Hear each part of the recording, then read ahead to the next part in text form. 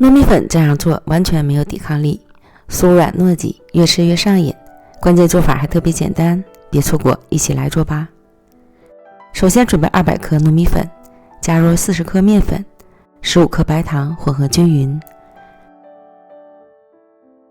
少量多次的加入160克开水，将糯米粉烫匀，搅拌成絮状，静置一会儿，等温热后再揉成光滑的面团。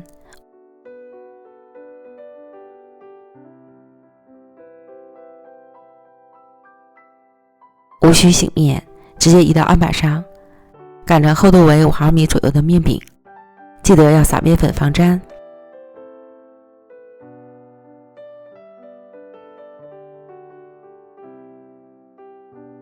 找个模具压出圆饼，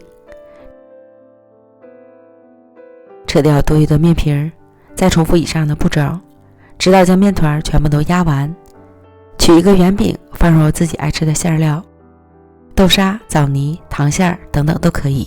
我今天用的是自己做的绿豆沙，对折将边缘捏合即可，非常的简单。然后表面再刷一层薄薄的水，沾上芝麻，按压紧实，这样一个生坯就做好了。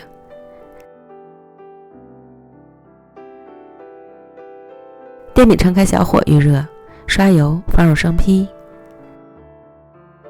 盖上盖子，熟得更快。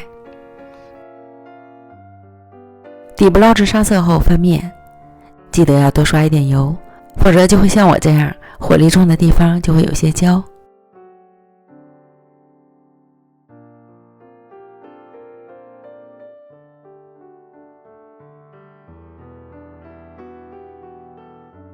另一面捞至金黄，按压下去，软软的就是熟透了，出锅。非常简单的一款芝麻糯米饼就做好了，刚烙好时表皮酥酥的，内里软糯筋道，吃起来酥香糯叽，还不粘牙，真是越吃越上瘾。馅料还可以按照自己的喜好随意包，简单又好吃。喜欢的朋友就赶快试做吧。美食天天更新，咱们明天见，拜拜。